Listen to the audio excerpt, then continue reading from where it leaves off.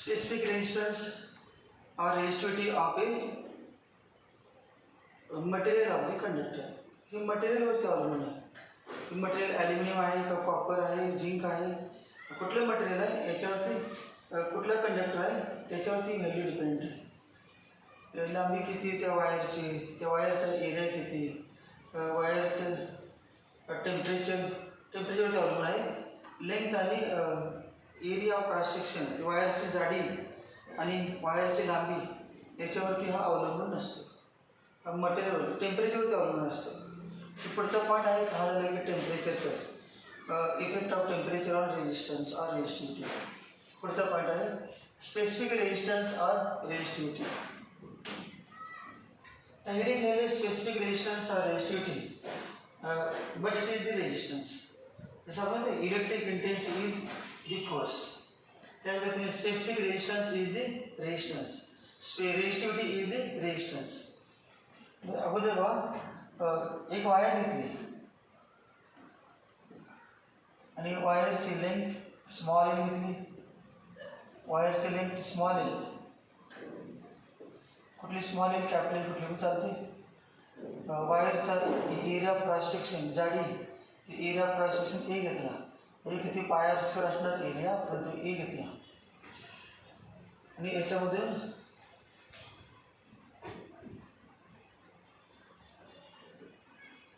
आपल्याला current pass करायचा आहे.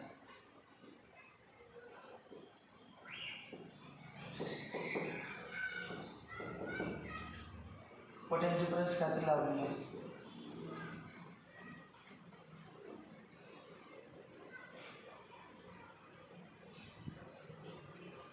एक्सपेरिमेंट करून बघितलं आणि ते एक्सपेरिमेंटल ऑब्झर्वेशन आहे. आपण लिहिलं आहे एक्सपेरिमेंटल ऑब्झर्वेशन नाही कळलं तर म्हणजे experimental it is found that.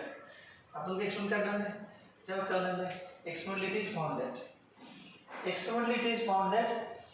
मग त्या ठिकाणी बघा जेवढी वायरची आपण समजा की संपूर्ण यात्रा भरलेली आहे ठराविक रस्ता आहे त्याला 1 किलोमीटर लांबीचा त्या गर्दीतून आपल्याला अर्जंट पलीकडच्या बाजूला जायचं. आपण जायचं म्हणजे आपण इलेक्ट्रॉन आणि ते लोक थांबलेले म्हणजे काय ॲटमचं पॉझिटिव्ह न्यूक्लियस ते फिक्स आहे. आपलं त्यातून मार्ग काढून जायचं. मग पळत असताना आपण एकमेक आढळणार आहे तेव्हा एनर्जी लॉस होणार. पाठीमागून कोणतं ढकलायला पाहिजे पुढे जाण्यासाठी आणि एकडे पण जायला पाहिजे. मग जेवढी या रस्त्याची लांबी जास्त तेवढं काय करावं लागणार रेजिस्टन्स जास्त. रस्त्याची लांबी 2 किलोमीटर असेल तर आपण पोचणारच नाही मध्येच कुठे बसणार एनर्जी संपल्यामुळे. जेवढी गर्दी म्हणजे जेवढी रस्ता अरुंद रस्ता जेवढा अरुंद नंतर जेवढी रस्त्याची लांबी जास्त तेवढे त्या रस्त्यावरून जात असताना तेवढं अंतर कव्हर करण्यासाठी वर्क डन जास्त एनर्जी लागणार. मध्ये रस्त्यामध्ये ॲटम्स जास्त व्हायब्रेटिंग ॲटम जास्त अपोजिशन जास्त रेजिस्टन्स जास्त. मग experimentally it is found that 1 meter लांबी वायर घेतली 2-3 आणि जस्ट वायरची लांबी वाढली की सगळं आलं की रेजिस्टन्स जास्तच आहे. एक्सपेरिमेंटल काय आहे आर प्रोपोर्शनल एल. कशावर experimentally it is found that resistance of a conductor is directly proportional to its length. त्यानंतर काय केलं लेंथ तेवढी ठेवली आणि रस्ता रुंदी करून बघितलं. 1 किलोमीटरच 1 किलोमीटर समजा 20 फूट आहे आता 100 फूट केला पुन्हा 200 फूट केला 30 फूट केला. म्हणजे जेवढ्या रस्त्याची रुंदी वाढायला लागली तेवढं ते व्यक्ती फास्ट करायला लागते कमी वेळ लागायला लागला. कारण लांबला नाही ना लोक म्हणजे ॲटम असते मला ॲटम असणारच रुंदी वाढले तरी असणार परंतु या ठिकाणी थोडंसं मोकळी टाईप होते. जेवढी एरिया क्रॉस सेक्शन जास्त तेवढा रस्ता रुंदी जास्त तेवढी गर्दी कमी असं समजा तर कमी आढळणार आणि लवकर पोचणार. अपोजिशन कमी आणि अपोजिशन कमी म्हणजे रेजिस्टन्स कमी. जेवढी जाडी जास्त तेवढा रेजिस्टन्स कमी. मग आता आपण ॲल्युमिनियमच्या वायर रस्त्यावरती 2 पोलच्या मध्ये जेवढी जाडी जास्त तेवढा रेजिस्टन्स कमी कंडक्टिव्हिटी जास्त. मग मोठी का वायर वापरला नाही सुद्धा मोठी वापरलं तर लगेच चोरून येणार ॲल्युमिनियम अगोदरच महाग आणि मोठी वापरलं तर काय होणार पोल पण अडवून होणार सगळे लोड आहे ना वेटमुळे सगळेच खाली येणार. ठराविक जाडीपेक्षा वापरत नाहीत. दुसरं काय सांगा resistance is inversely proportional to area. जेवढा एरिया जास्त तेवढं अपोजिशन कमी जेवढी वायरची जाडी जास्त तेवढ्या वायरमधून इलेक्ट्रॉन जात असताना अपोजिशन कमी. मग आर प्रपोर्शनल टू एल आणि आर प्रपोर्शनल 1/a. तर दोघं कंबाईन करायचे काय ना there for R proportional L कुठे वरती आणि ए खाली. R proportional L/a. Proportionality sign काढायचं. R equal to constant into L/a. Therefore आणि या कॉन्स्टंटला नाव करायचं rho into L/a. R equal to rho into L/a. R equal to rho into L/a. आता suppose L equal to L किती समजा या ठिकाणी L किती आहे. L इक्वल टू 1 मीटर आपण मनाने घ्यायचं डेफिनेशन करायचं. त्या वायरची लांबी जर 1 मीटर असेल तर किती पण मीटर शक्य नाही. मग तेवढं मोठा त्याला प्रॉब्लेम येईल मोजण्यासाठी. म्हणून काय करायचं 1 मीटरचं फिक्स काढायची व्हॅल्यू. 1 मीटर आहे. नंतर एरिया समजा किती आहे. Area 1 metre square. एरिया किती आहे 1 मीटर स्क्वेअर. तेव्हा काय ना बा देन काय ना R equal to rho into 1/1. मग रो इक्वल टू आर आला. Rho equal to R. मग रो म्हणजे आर. मग डेफिनेशन काय रोची रो इक्वल टू आर. मग कशी करायचं. Specific resistance or resistivity of a material of a conductor is equal to resistance of unit length and unit area of cross section. एका वायरची लांबी किती घेतली आपण युनिट लेंथ घेतली आणि area of cross section unit घेतला आणि त्याचा रेजिस्टन्स मोजला. जो काय असेल त्याचं नाव काय स्पेसिफिक रेजिस्टन्स. स्पेसिफिक कंडिशन लांबी 1 मीटरच पाहिजे. जाडी एरिया 1 मीटर स्क्वेअरच पाहिजे. त्या कंडिशन अटी घातलेल्या आहेत. मग तेव्हाची व्हॅल्यूला काय म्हणायचं जे काही रेजिस्टन्स तेवढ्या वायरमधून इलेक्ट्रॉन जाताना अपोजिशन त्याला म्हणायचं resistivity or specific resistance. Wire किती लांब आहे महत्त्वाचं नाही. 1000 मीटर लांबीची वायर आहे तुम्हाला स्पेसिफिक रेजिस्टन्स काढा. तुम्ही म्हणा 1 मीटर मोजा. 1000चा काय उपयोग नाही त्याचा. आपलं स्पेसिफिक रेजिस्टन्स 1च मीटर. 1000 किती किलोमीटर आहे महत्त्वाचं नाही. स्पेसिफिक रेजिस्टन्स म्हटलं की 1 मीटर. जाडी पण तेवढीच किती पण लांब आहे एरिया कमी जास्त नसतो. युनिफॉर्म वायर पाहिजे. या ठिकाणी वायरची जाडी असेल पुढे गेलं तशी वायर मोठी झाली 50 बारीक झाली असं काय नसलं पाहिजे युनिफॉर्म. मग एरिया किती पाहिजे 1 metre square. 2 metre square 3 metre square असल्याला चालणार नाही. मग 1 मीटर स्क्वेअर एरिया घ्यायचं 1 मीटर लांबी घ्यायची आणि त्याचा रेजिस्टन्स मोजायचा. ओम्स लॉ करंट पास करायचा. व्होल्टेज V/I इक्वल आर काय ते व्हॅल्यू तो रेजिस्टन्स मोजायचा आणि ते जे व्हॅल्यू आहे ते फिक्स आहे. तुम्ही काय म्हणा 1 मीटर लांबी असेल तर रो 1 मीटर लांबी असेल तर रो. तर 2 मीटर असेल तर किती 2 रो. असं काय नाही. 3 मीटर लांबी असेल किती 3 रो. त्याच्यामुळे R is direct equal to rho is direct equal to R. Rho direct equal to R आहे परंतु टेम्परेचर बरोबर. टेम्परेचर बदलले की मग टेम्परेचर वाढले की आर वाढतो आणि आर बदलले की रो बदलतो. ते टेम्परेचर होतं इनडायरेक्ट. आता लांबीची काय विचार करायची आहे हे बघा अजून भरपूर कन्फ्युजन होतं. रो इक्वल टू काय सांगा RA/L. डायरेक्ट म्हणतात rho invert equal to L 1. Rho direct equal to A 2 आणि rho direct equal to R. चुकीचं रो वायरच्या लांबीवरती अवलंबून नसतो. रो वायरच्या जाडीवरती अवलंबून नसतो. मग रो कशावर अवलंबून असतो ते ॲल्युमिनियम आहे का कॉपर आहे. ॲल्युमिनियम 1 मीटर घ्या आणि 1 मीटर जाडी घ्या. कॉपर पण 1 मीटर घ्या 1 मीटर जाडी घ्या. 1 मीटर स्क्वेअर एरिया आणि 1 मीटर लांबी आणि दोघांचं सेपरेट काढून वेगळे करतात. दोघांची लांबी समान नाही. कॉपरची पण लांबी समान ॲल्युमिनियमची पण समान. कॉपरची पण जाडी सेम ॲल्युमिनियमची पण सेम. मग वेगळी व्हॅल्यू आली कशावर अवलंबून आहे वेगळी व्हॅल्यू कशावर अवलंबून आहे. लेंथ दोघांची समान ठेवली त्यामुळे लेंथ काय संबंध नाही. मटेरियलवरती अवलंबून आहे. Rho depends upon material. तर मटेरियलवरती म्हणजे नेमकं काय काय ते मगाशी बघा फॉर्म्युला आपण दिला होता बघा रो इक्वल टू काय होतं M upon N square N E square 2 number of electrons per volume ॲल्युमिनियममध्ये number of electrons per volume वेगळा असणार कॉपरमध्ये number of electrons per volume वेगळा असणार हे काय ही आहे time number of electrons per volume बदलणार पण ज्याच्यामध्ये number of electrons per volume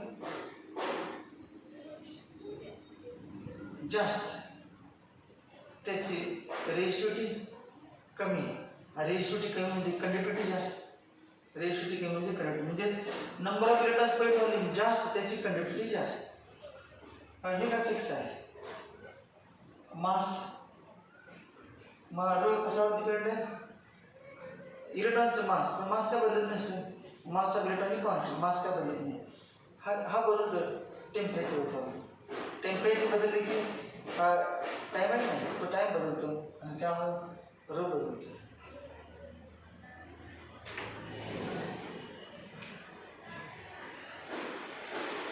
मग आपण काय म्हणणार बघा experimentally it is found that resistance of a material of a conductor किंवा असं म्हणतो अगोदर resistance of a conductor depends upon length resistance of a conductor depends upon area of cross section resistance of a conductor depends upon material yield resistance of a conductor depends upon temperature आणि त्यानंतर म्हणायचं experiment it is found that दोन लिहिणार temperature काय नंतर बघायचं special पडतं त्यामुळे टेम्परेचर येणार ना आणि मटेरियल बदलले की हा रो बदलतो ते एक्सपेरिमेंट करून बघितलं त्यामुळे डायरेक्ट क्लिअर चालते नाही खालच्या वेळेला याच्यामध्ये अगोदर काय म्हणा आपण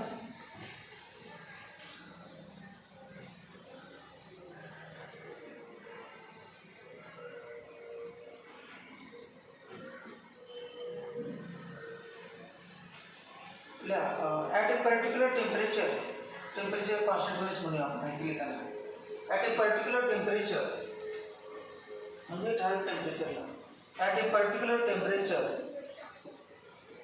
at a particular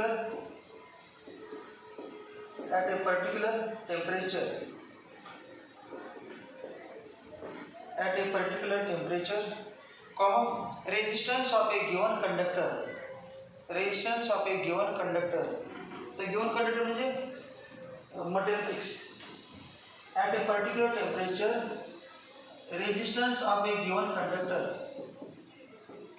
resistance of a given conductor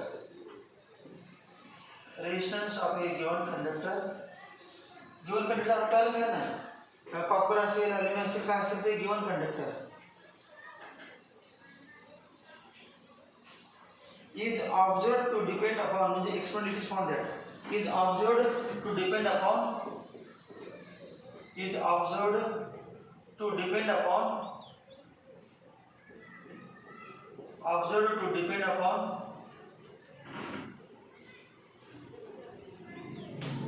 हे कडे नेचर पण दिले बस नेचर ऑफ मटेरियल नेचर तर आहेच नेचर ऑफ मटेरियल तो गिवन कंडक्टर आहे त्याचं मटेरियल नेचर काय nature of material second length of conductor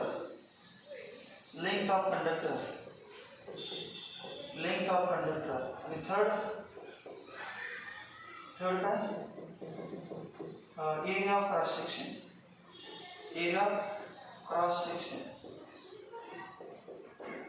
area of cross section nature of material length of conductor आणि area of cross section खालच्या वेळेला आता फक्त डिपेंड्स अपॉन म्हटलं डायरेक्टली काय म्हटलं ना ते आता खाली वाक्य लिहा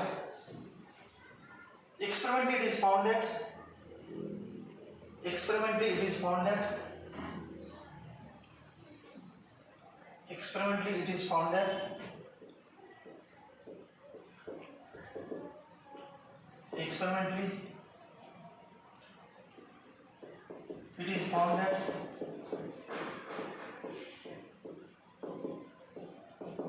the resistance the resistance of a conductor is one.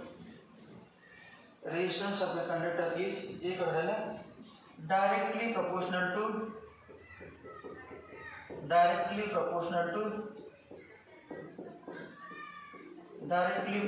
to its length. कौशामध्ये small l किंवा capital काय असेल ते its length. Second, inversely proportional to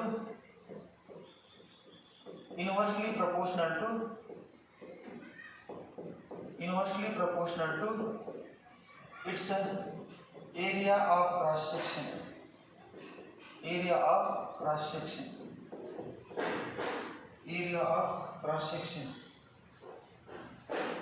area of cross section. अगोदर डायरेक्ट 11वीलाच असायचं, 9वी 10वी नव्हतं, तरी पण विद्यार्थ्याला व्यवस्थित यायचं. आता 9वी 10वी त्यामुळे येत नाही.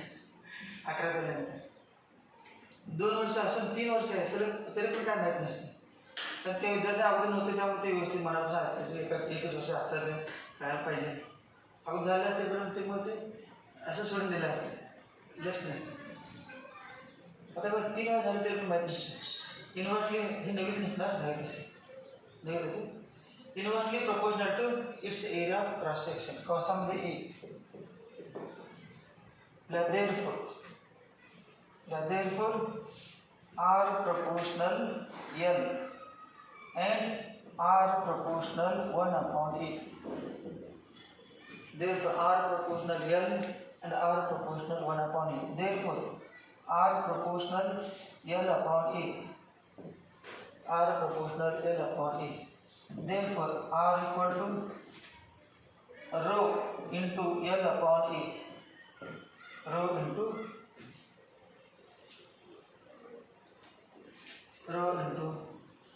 L/A.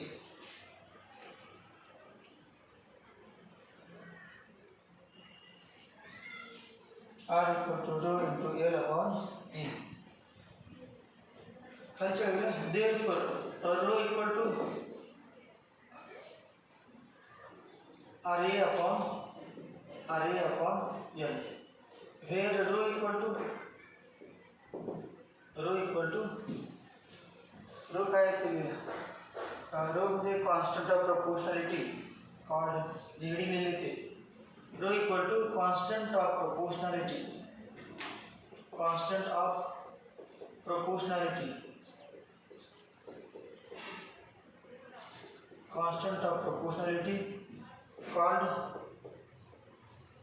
specific resistance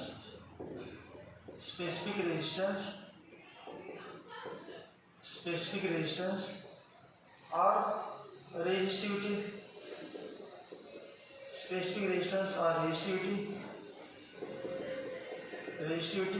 of material of conductor. Specific resistance or resistivity of material of conductor.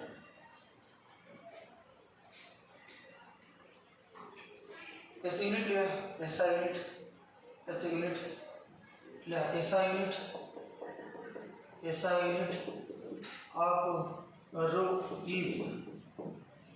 unit of rho is सांगा R चे unit सांगा R चे unit काय पटकन विचार करा ना. R चे एकच आहे ओम. R चे unit काय ओम. एरिया चे unit मीटर स्क्वेअर. लेंथ चे unit मीटर. मग ओम मीटर स्क्वेअर अपॉन मीटर म्हणजे ओम metre square upon metre.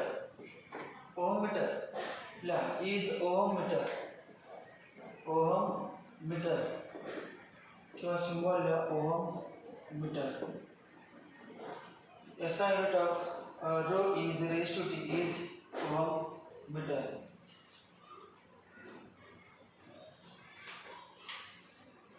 Actually, it is different for different materials. It is different for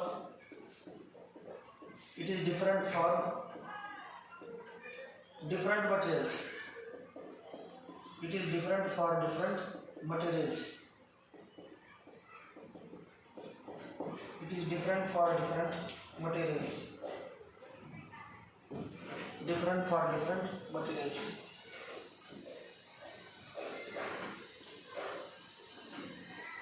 heading दिली त्याची आपल्याला डेफिनेशन लिहायचे अजून डेफिनेशन झाली नाही फक्त रोजची माहिती झाली ते डेफिनेशन व्हायचे तेव्हा डेफिनेशन कसे लिहायचे R equal to rho A upon L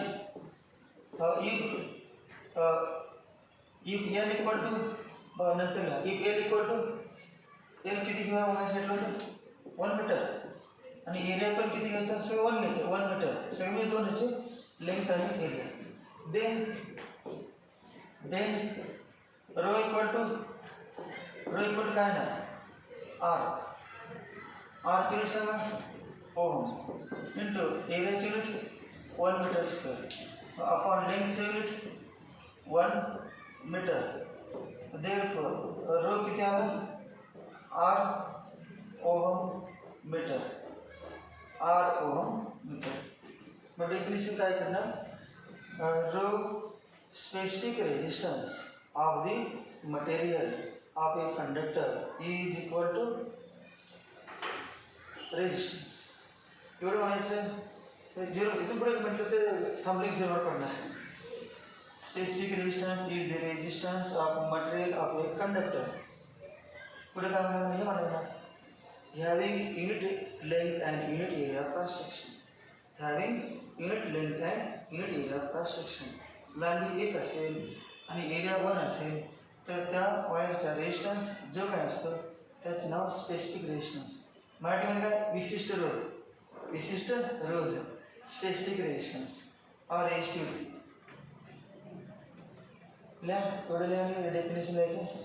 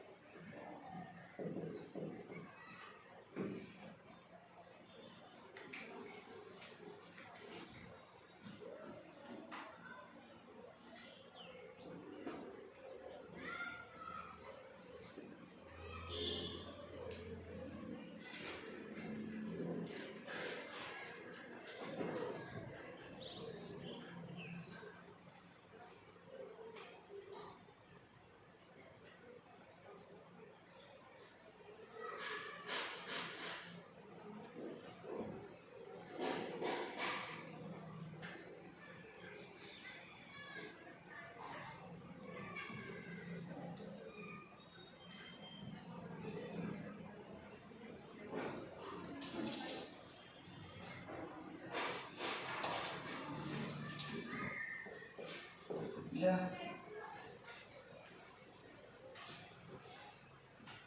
It is what? It is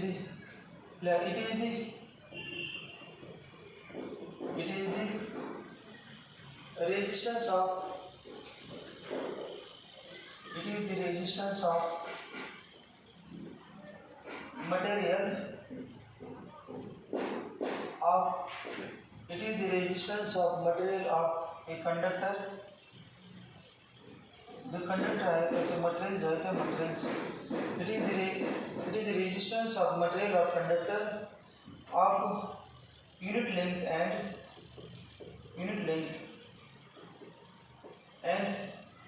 unit area of cross section unit म्हणजे एक unit length end unit area of cross section unit area of cross section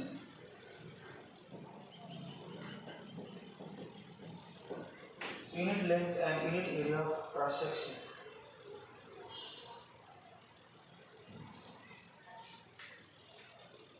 जसं आपण R म्हणजे काय होतं resistance मग 1/R काय होतं conductance reciprocal of resistance conductance जसं रेसिप्रोकल ऑफ रेजिस्टिव्हिटी कंडक्टिव्हिटी या खाली कंडक्टिव्हिटी म्हणा कंडक्टिव्हिटी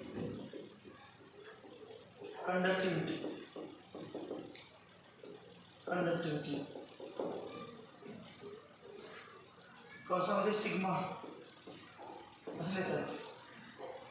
SIG MA स्पेलिंग आहे प्रत्येकाला गरज नाही. सिग्मा सिग्मा त्याला सिग्मा म्हणायचं. डेफिनेशन काय याच्याबरोबर तेव्हा 1/ρ लिहिली. जेवढी रेजिस्टिव्हिटी जास्त तेवढा रेजिस्टन्स जास्त. मग जेवढा रेजिस्टन्स जास्त तेवढं काय अपोजिशन जास्त. आणि अपोजिशन जास्त म्हणजे इलेक्ट्रॉनच्या फ्लोला विरोध जास्त म्हणजे कंडक्टिव्हिटी कमी. ते बॅड कंडक्टर होऊ शकते. पुन्हा जर रेजिस्टिव्हिटी इन्फिनिटी झाली तर रेजिस्टन्स इन्फिनिटी झालं तर बॅड कंडक्टर. मग काय म्हणणार दी reciprocal of resistivity is called age conductivity.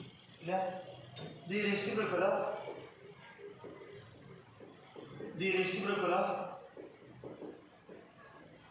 reciprocal of resistivity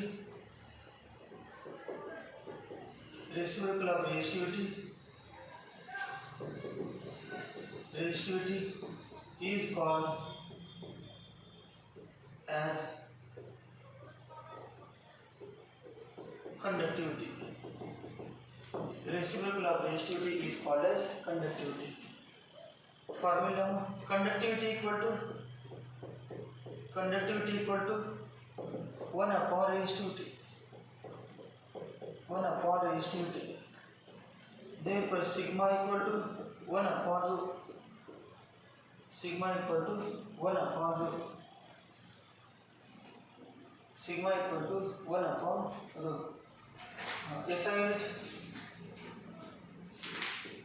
SI unit of sigma is SI unit of sigma is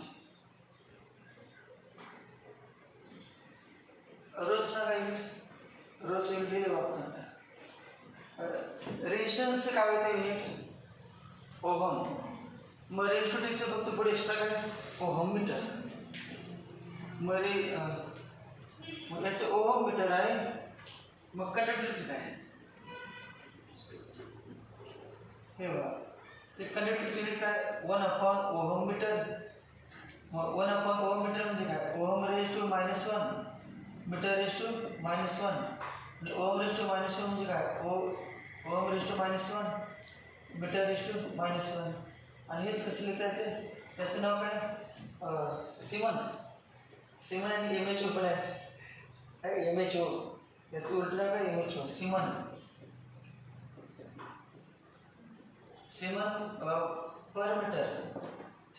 per metre किंवा मोह पर मीटर हे पर ओहम पर मीटर. कळल्यानंतर PER पर ohm per metre शब्दामध्ये -1 लिहिले की पर म्हणायचं. वरती -1 लिहिले की पर ओहम पर मीटर जे पर ओहम पर मीटर. पर सिमन म्हणायचं सिमन 1 पर ओहम म्हणजे नाव सिमन पर सिम्बॉल S आहे.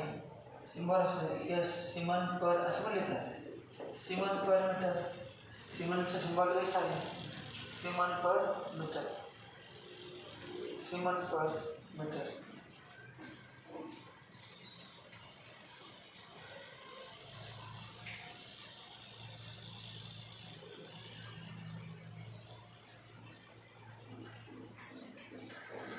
एक एग्जांपल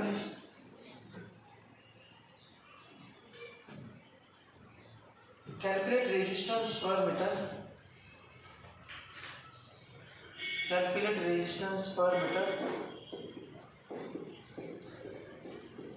Resistance per meter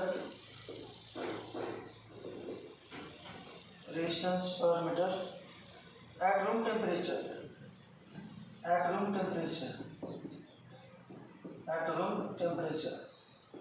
तर at room temperature मध्ये काय म्हणजे constant temperature given temperature at room temperature of a constant ton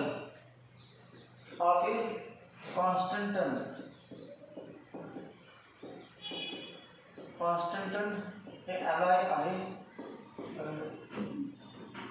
2-3 elements mixer alloy. A constant ton ब्रॅकेटमध्ये alloy constant ton wire, जसं tungsten wire तसं constant ton, ते शेवटचं टनचं tungsten ton तसं काय समजले दिलेलं आहे. Constantan wire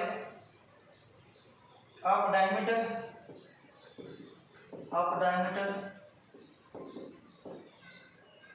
1.25 millimeter. 1.25 millimeter. The resistivity of constant turn at room temperature is, the resistivity of constant turn at room temperature is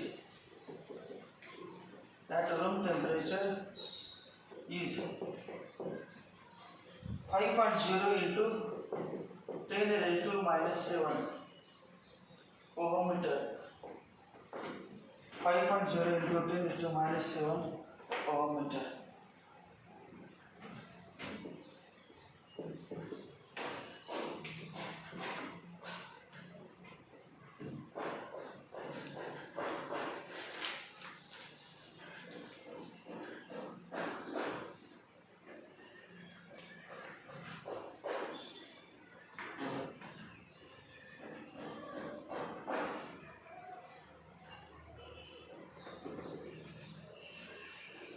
बराबर काय काय अगदी किमती देतो बघा. कॅल्क्युलेट रेजिस्टन्स पर मीटर, हेच वाचा 4 वेळा. तर काय काढायचं काढल्याशिवाय काय काढू शकत नाही. तर आता सगळं क्लासमध्ये बसलं आहे, कुठे जायचं तुम्हाला माहिती, झोपणार कुठल्या जाणार कुठे, अगदी माहिती कुठे जायचं, कुठल्या मार्गाला जायचं, कसं जायचं नंतर भेटणार, जायचं कुठे यायचं माहीत पाहिजे. कॅल्क्युलेट रेजिस्टन्स पर मीटर म्हणजे काय काढायचं आहे, रेजिस्टन्स पर मीटर. पर म्हणजे भागाकार, म्हणजे काय काढायचं आहे बघा बरं, काय काढायचं आहे रेजिस्टन्स पर मीटर. मीटर म्हणजे लेंथ आहे, म्हणजे ते काढायचं आहे. काय काढायचं कळलं का, रेजिस्टन्स पर मीटर म्हणजे काय काढायचं आहे, रेजिस्टन्स वरती लेंथ खाली लेंथ R/L काढायचं. मीटर शब्द नाही, लेंथ घ्यायचं, रेजिस्टन्स पर मीटर. टेम्परेचर काय संबंध आहे, डायमीटर किती दिला आहे, D = 1.25 millimeter. अगोदर रेडियस करा, रेडियस डायमीटर आहे का, रेडियस डायमीटर अपॉन 2 1.25 अपॉन 2 1.25 ला भागायला असेल तर 1.250 ला भागायला 1250 चे निम्मा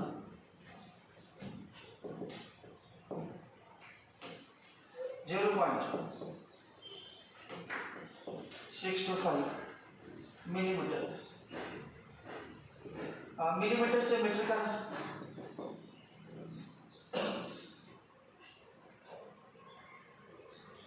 1 मिलीमीटर म्हणजे किती मीटर, 10⁻³ 10⁻³ मीटर. 1 मिलीमीटर म्हणजे 10⁻³ मीटर. अजून एक 6.25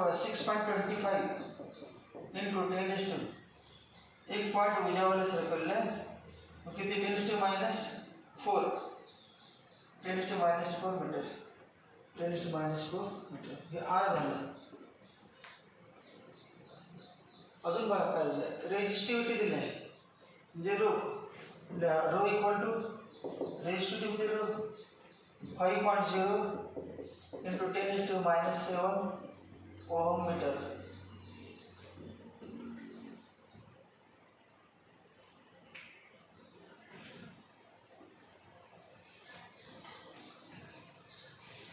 काय काढायचं, R/L म्हणजे R/L काढायचं. आणि काय काय दिले, स्मॉल r दिले, स्मॉल r दिले म्हणजे एरिया दिले थोडक्यात, A=πr², एरिया दिलेला आहे आणि काय रेजिस्टिव्हिटी दिलेला आहे आणि R/L. मगाचा फॉर्म्युला आता झाला आपण वापरायचा, कुठला फॉर्म्युला बघा कळत नाही तेव्हा. आता R लिहिलं तुम्ही काय म्हणणार, आता L वरती लिहायचं का खाली लिहायचं, बघायला दिसायचं.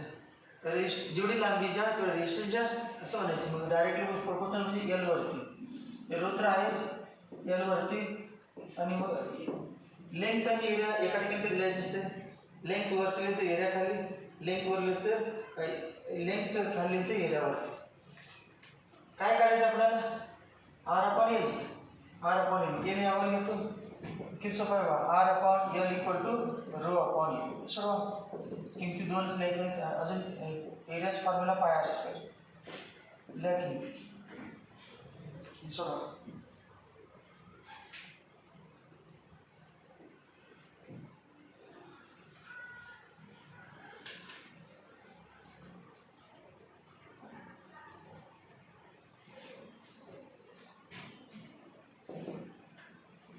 रोची व्हॅल्यू 5 इंटू 10 to minus 7 पाय 3.142 आणि R 6.25 into 10 to minus 4 bracket square.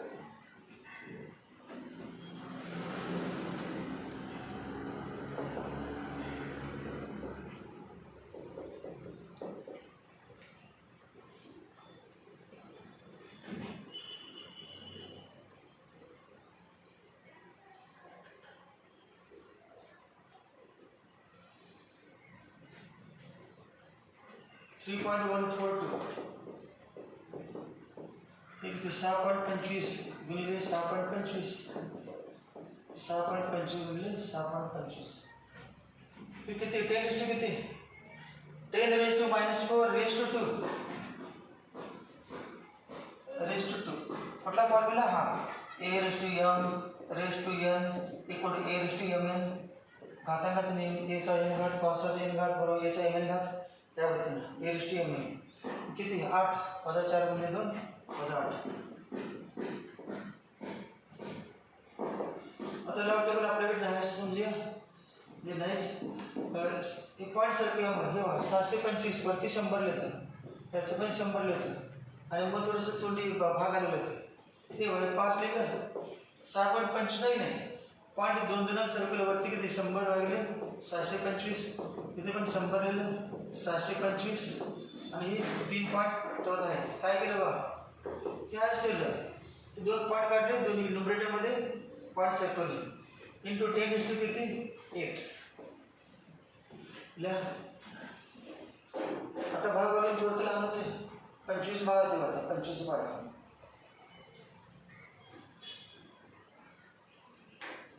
नाही तर 725 गुणिले 725 काढायचे त्यापेक्षा बरं काय जमणार एक दोन एक कुठं आले इंटू वन किती 1000 वेळा लिहू शकता तुम्ही एक तर बरोबर आहे एक भरपूर आहे तेव्हा 25 गुणिले 4 आणि 25 गुणिले 25 25 गुणिले 4 25 गुणिले 25 आणि 5 गुणिले 5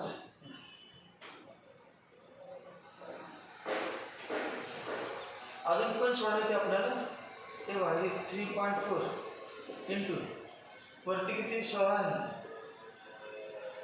16 आता 16 भागतात ना अजून 16 करूया 16 बघा 16 करतो 10 to 8 किती करूया मग 10 to 6 10 to 8 चे 6 आणि यावर 2 0 वाढवले आणि 10 to 6 लिहिले आणि 5 गुणिले 25 आता भागात येऊ दोन्ही 25 आणि 5 होतात हे 5 हे घाले 10 is to हे बघा हे 8 होतं 8 आणि लिहायचे राहिले आपले -1 राहिले 10 is to -7 आणि +8 हो 10 is to 1 वजा 7 अधिक 8 10 is to 1 तर 10 is to 1 म्हटल्यानंतर संपले एवढंच आहे 10 is to 1 म्हणजे किती 160 अगोदर 5 नंतर भागूया तेव्हा 5 म्हणाले का 5 किती वाढलं 1 36 25 भागायला येतेच 36 अपॉन 3.14 आहे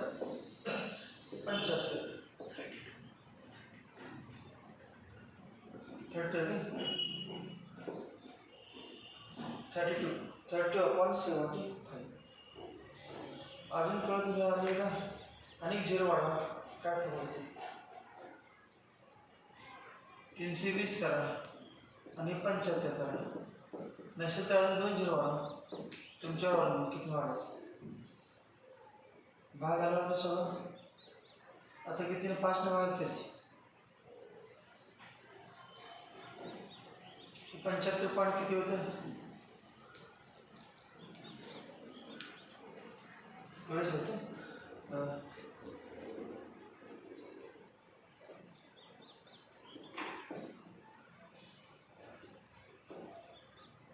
आता येते ॲप्रॉक्सिमेटली 15 देन आन्सर